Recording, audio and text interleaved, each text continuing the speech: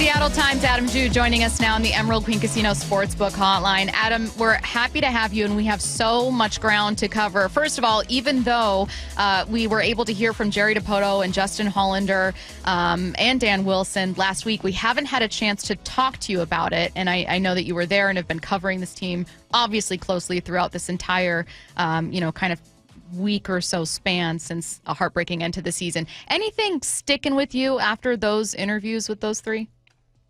You know, what jumped out then and even now, a handful of days later, is just the raw emotion of it. It was this was only, really 2.5 days later after Game 7. I think when we talked to him on Thursday morning.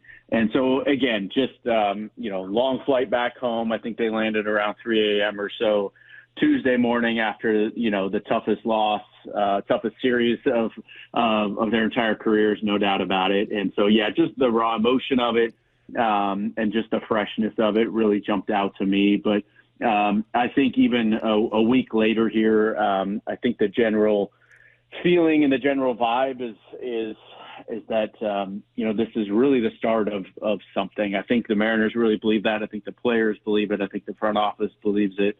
Ownership believes it. And I think fans should probably believe it as well. There are a lot of signs there that, this was a huge step for this franchise to obviously not only get to the ALCS, but to get within 8 outs of the first World Series. And I think in a lot of ways it should and will just make them hungrier to get back there. They know they were this close and they were that good, and they have their core is that good to do it again next year and for the next few years. Obviously they need to sign some people. I'm sure they'll make a trade or two here or there. They need to have a productive offseason, no doubt about it. But they're so close, and I think the sort of the questions and then the answers from the front office last week too sort of echoed that same sentiment that they're right there, and this has really motivated them to kind of drive forward and really build on what they've started here. Hey, Adam, what did you make of Stanton's letter to the people? Yeah, I thought it was a nice gesture. He took out a full-page ad in the Seattle Times yesterday in our Sunday section. I thought it turned out really well. Both, our cover with kind of all the pictures and sort of just looking back at the season, and then looking forward too. And then that was on the cover with the collage, and then with Stanton had the full-page ad on the back and addressing fans directly. I thought, something to take at face value. You said the work is just beginning right now. And I think we saw that from this ownership group this year as well, particularly at the trade deadline. They went into July and they spent about $10 million just for the final 2+ months of the season and into the playoffs. And obviously the two biggest investments were Josh Naylor and Eugenio Suarez, and both those investments paid off big time. Naylor quickly became a fan favorite. Gino has been a fan favorite and then delivered one of the biggest swings in franchise history there in Game 5 of the ALCS. So I think ownership all along has sort of felt like that they were going to put their money where their mouth was when the time came. And they certainly did. And now, frankly, they need to double down too. And so, I've gotten a lot of reaction from fans, and rightfully so, that they don't want to, they want to see it before they hear it, if you will, walk the walk before you talk the talk. And I think that's where this ownership group is now. Like, okay, now go out and prove that you're serious about winning, double down here, bring Josh Naylor back, bring Jorge Polanco back, see what you can do with maybe Gino Suarez, and maybe go out and find a high-end relief pitcher, whatever they decide that they need to do. Go out and make those investments, because I think the fan base is invested emotionally like they haven't been in a long, long time. And I think fans are rightfully waiting to see what ownership is going to do next. And I thought this was a nice first step from John Stanton and the ownership group. Adam, you said the tone just around the building, the facility, the team, is that it's the start of something. And then you mentioned that you think players believe that too. Is that because of conversations you were able to have with players after that Game 7, or is it because of just kind of what you know about them as a group? Yeah, both. I mean, obviously a heartbreaking loss like that, Game 7, you're trying to talk to guys, and again, talk about raw emotion, in the locker room. Obviously the clip of the player yelling in the shower has kind of went viral last week too. But I think that, as Brian Wu pointed out, that kind of spoke for everyone in that moment. They were so close, and just the frustration of it. And yet the pride, right? When you step back, here we are a week later, I think they should all feel, and I'm sure they all do, immense sense of pride, along with, the frustration that they could be playing in a World Series Game 3 tonight at home, where it would be tonight if they were playing the Dodgers. But when you come up that short, it's obviously going to be heartbreaking. It's going to be emotional. But again, I do think the general theme, even going into the ALCS, was like, hey, we've got something good here. We've got something special, regardless of what happens here in October. I think this is a group that's, the window is wide open right now for these guys. You've got Cal Raleigh in the prime of his career. You got Julio Rodriguez still entering the prime of his career, 24 going into his age 25 season. You've got this pitching staff that is still relatively young. They need to get healthy going into next year, and I think they're trending that way too. But and then you've got maybe the number one farm system in all of baseball as well, which we've talked about that quite a bit, but I don't think it's quite bubbled to the surface in the same way. But they've got some guys, young guys, who are going to be ready to help next year, and a couple who might be ready to help on opening day. And so you add that next wave of talent in, and then we're looking at what we saw with Cal and Logan and George and Julio and this core group, and you add, 2 or 3 or 4 pieces to that, you've got this second wave that can continue to keep that window wide open too. So yeah, I think again, the players recognize it because they lived through it. They're like, going through it for the first time, this is what it's supposed to feel like. I'm really invested in the guy next to me. I love the guy to my left, and they've kind of been through this war, so to speak, now, and they want to get back there, and they know what it takes. And like I said, I feel like, it's cliche to say it this time of year when you come up just short, but it does in a lot of ways just feel like a beginning. Hey, Adam, we're talking about Stacy and I just, all right, what's next? Obviously, you want to sign Naylor, and then my focus shift to third base. Like, what are you going to do there? Is it Ben Williamson? You talk about the farm system and all that good stuff. So I'm preparing myself for this offseason. And then let me backtrack a little bit, too. After talking to people affiliated with the Mariners who cover them, it's almost like the big move isn't going to be as exciting as it could have been in past years when it comes to improving this team, at least the way that I'm looking at this. I'm looking at the bottom of the order. How do you get better there? What does a good offseason look like for these guys? Yeah, you said it there, and I think it starts with Josh Naylor. He's just fit so perfectly with what they want to do, both the player and the position they need, right?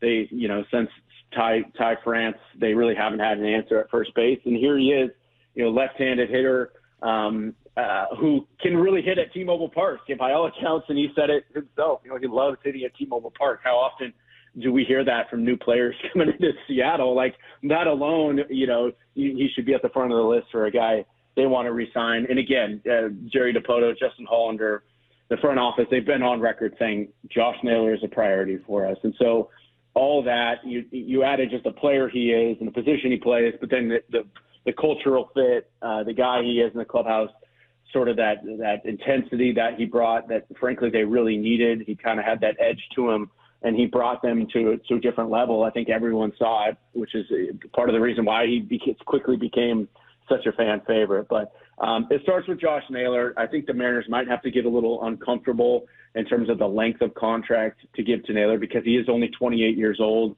A lot of these guys obviously enter free agency at 30, 31. And so most teams are reluctant to give them anything beyond 3, maybe 4 years. But it might take 5 years to get Josh Naylor to come back to Seattle. And frankly, he's worth it. And I think the Mariners know that. I'll be curious to see how the first base market plays out because first basemen over the last, say, decade or so have been treated a lot more like NFL running backs, right? They kind of run through them defensively. It's one of the least important positions in baseball. It's just with analytics in this modern era of baseball, it's just the way it's become. So you're not seeing a ton of first basemen get paid top tier money. Even Pete Alonso, a guy who's 50 homer potential, kind of had to take a shorter deal with the Mets last year. He's going to be back on the free agent market here. Christian Walker got 3 years, $60 million with the Astros last year. I think that's probably a starting point for the Josh Naylor negotiations as well. But again, everything to me starts with Josh Naylor. And then from there, I think the Mariners should have some money to spend. I do think Jorge Polanco is going to be a priority, and he should be a priority. Obviously, he's on the other side of 30, so it's going to be more of a 1 or 2 year type deal. And then it's going to be interesting for me to see how it plays out, because I think the Mariners are at the point where they can kind of go get some luxury items, right? They're not going to be at least they've given no indication that they're going to be in the deep end for the free agent market. I don't think we're going to hear any discussions about Kyle Tucker or Alex Bregman, even though both would be a pretty ideal fit for the Mariners. They've just, over the last decade have not been comfortable, diving into that top tier market where we're talking about $40 million a year for these guys. But I'm curious with this relief pitcher market, if they're willing to go spend on a guy like a Devin Williams or, Suarez coming out of the Padres, these kind of proven elite closers who might cost you $10, $12, $15 million a year. Again, a guy to really help in that support role to bridge the gap to Andres Munoz, because that's where the Mariners are at. And I felt like that all year. They could use one more of those type guys. They almost landed one at the trade deadline in Joan Duran before he went to the Phillies. But I think that's where they're at, and that's one thing I'll be kind of circling throughout the offseason too. Like, can they go get a high-end, top-tier arm on the free agent market and make a splash there? Speaking of bridging the gap, Justin Hollander and multiple Mariners decision makers have talked about wanting to leave some of that runway for younger players, for those top prospects, to be able to kind of grow into those roles here in the bigs. And they always point to Cal Raleigh as like, look, we had Tom Murphy and we had some other options there, but we wanted to leave runway for Cal, and then look what his development let him turn into. What are some specific positions on this team where in your gut you're like, hey, I think they're going to have to start with a younger guy here, but this is an area where they may have to decide whether or not they have a veteran? Just for instance, Adam, I'm wondering, like, what happens at third base? Do they look to a Ben Williamson and go, we love Ben, or do they look to add a veteran to replace some run production? Yeah, it's a great question, and that's going to be one of the big ones for this offseason as well. Where they stand right now, my assumption is that they're going to hand the keys over to Ben Williamson or give them back to Ben Williamson. He's just so good defensively, and he had a 1.1 WAR in 50, 60 games this year, largely because of his defense. I can think of games in Sacramento, and there are many others as well, where he single-handedly kind of saved them late in games just with his work at third base. And then you add on some of the improvements he made late in the season in AAA, going back down with his bat. I think there's a lot of optimism that he can be, maybe a league average hitter on top of a Gold Glove type third baseman, and you've got something there.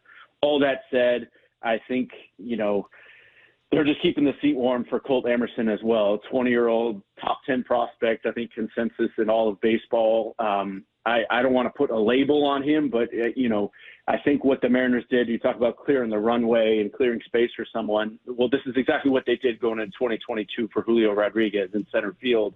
And I think there was some hope going into spring training that year that he could win an opening day roster spot. And then he really did solidify that as a 21-year-old and was your opening day center fielder.